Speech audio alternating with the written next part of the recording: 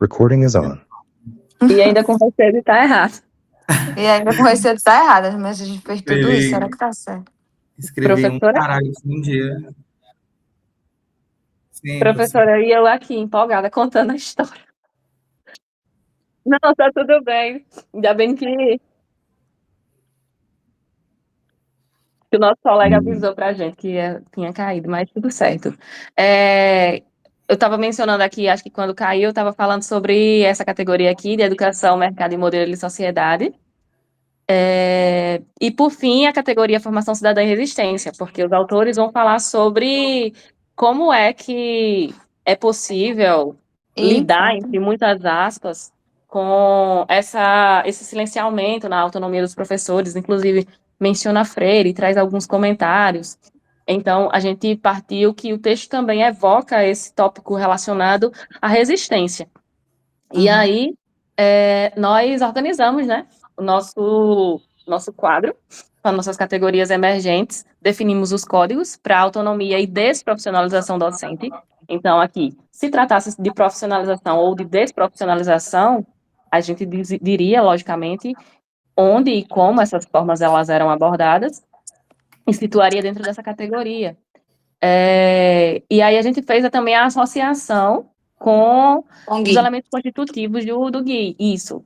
E aí a gente colocou que todas as vezes que a gente tratasse sobre autonomia e desprofissionalização, nós estaríamos associando com construção e identidades sociais do professor.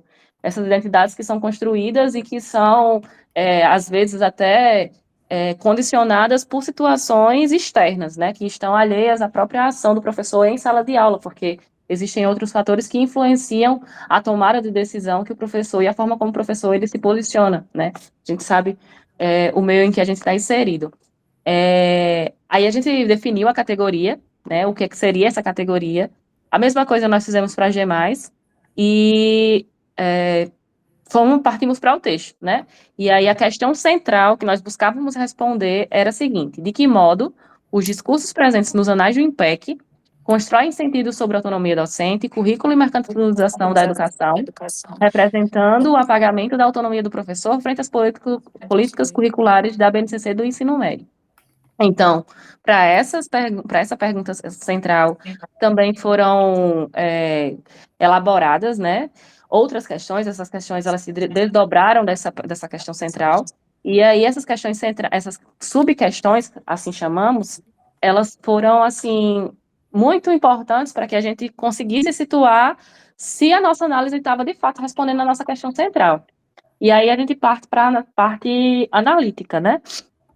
A parte analítica, ela começa já desde o título, tendo em vista que a gente definiu que as palavras-chave presentes no título, elas seriam cruciais também para que a gente fizesse a seleção do corpus.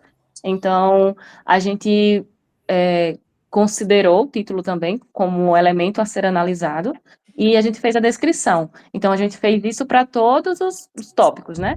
Para todos os parágrafos, iniciando do título. E aí a gente foi a partir dos anos 90, então a categoria EMMS aparece. Se a gente voltar lá no texto que é EMMS, a gente vai falar sobre educação, mercado e modelo de sociedade. Então, se traz algo que aconteceu há algum tempo, que já tem essa dinâmica há muito tempo, então está associado diretamente a um modelo de sociedade vigente, né? Que continua perdurando até os dias atuais. Então, a gente continuou fazendo isso para todos. Então, por exemplo, deixa eu só citar aqui uma bem rapidinho. Nesse contexto de mudanças e disputas, o questionamento de Michael Young acerca do papel da instituição escolar na sociedade para que servem as escolas? É um ponto de partida para a discussão do texto. Então, aqui, nesse momento em que foi colocado esse questionamento, nós definimos como sendo algo que estivesse relacionado à categoria FCR, que é Formação Cidadã e Resistência, porque aqui é exatamente onde a gente reuniu quando os autores, né, mencionavam alguns autores externos, como Paulo Freire e o Miguel Arroyo, para mencionar sobre como que a sociedade ela lida com a educação, ela propõe a educação, ela vê a educação, Então, todas as vezes que apareceu, na maioria das vezes, todas não, mas na maioria das vezes que apareceu alguma coisa de citação de autores externos, a gente percebeu que isso predominava, né? Que essa categoria predominava. E aí isso foi se repetindo, se repetindo, se repetindo, e a gente fez isso para uma quantidade assim absurda de parágrafos. A gente estava cansado, a gente Deu dividiu por 50 partes para poder fazer isso, e porque a gente sempre fazia a descrição para saber se de fato estava correto, né? O que a gente e ia estava fazendo fazendo. a leitura novamente, tipo, a gente ia lendo, relendo. E será que dá certo? Amiga, você acha o quê? Que tá encaixando aqui? Eu acho que encaixa a outra. E vem aquela questão da instabilidade novamente, né? Em relação às categorias. E aí, ao todo, nós tivemos 32 parágrafos, né, para esse específico capítulo, para esse capítulo, não, desculpa, para esse, que não é um artigo, né, é um trabalho de um evento. E aí, ao final, No nós final. trouxemos as nossas inferências enquanto analistas, né? Nós vimos que algumas categorias predominaram mais que outras. E aí a gente viu que a categoria que predominou foi a categoria currículo, linguagem e controle, e isso faz sentido em função, inclusive, do título do texto, e a categoria educação, mercado e modelo de sociedade, porque os autores, eles vêm mencionar especificamente, que esse modelo de sociedade neoliberal, ele vem influenciando nessa dinâmica de controle de sala de aula, propriamente dito, e o É. que E essa dinâmica de sala de desprofissionalização. aula, isso, e como essa dinâmica de sala de aula, ela tem afetado essa autonomia, provocado o silenciamento e essa desprofissionalização docente. E aí a gente fez isso, desculpa, foi situando como essas categorias, elas apareceram em termos de frequência. E aí a gente finalizou com aquela que apareceu com uma menor frequência, mas também apresentamos a forma como ela foi discutida ao longo do texto. E aí é isso, gente. Eu vou começar a tossir, eu vou dar uma pausinha, vou silenciar aqui meu microfone.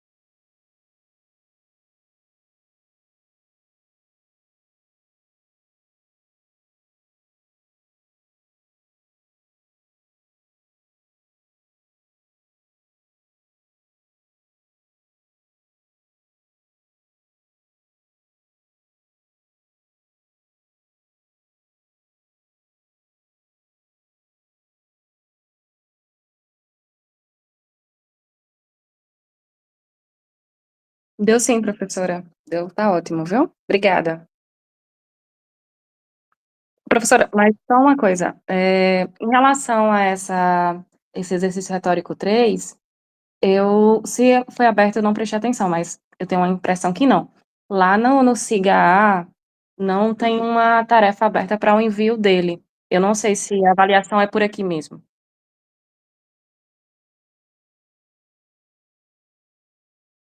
Sim, sim. Porque teve um que eu fiz a correção e aí mandei para o seu e-mail, porque eu já tinha enviado e eu não estava conseguindo enviar novamente, então eu fiz a correção e mandei para o e-mail. Mas enfim, as correções foram essas que eu apresentei aqui ao longo da apresentação.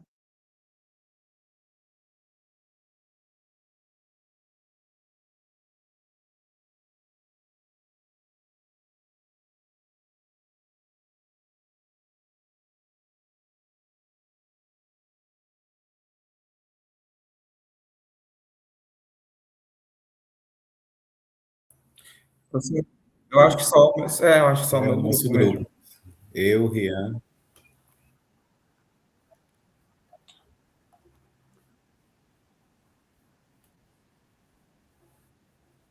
Pode ser.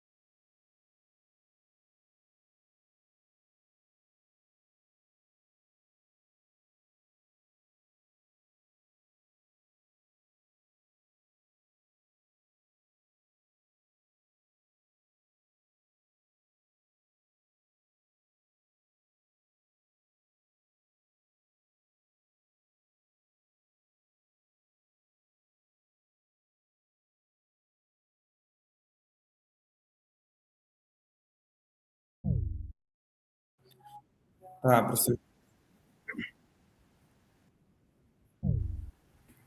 Até mais, professor. Tchau.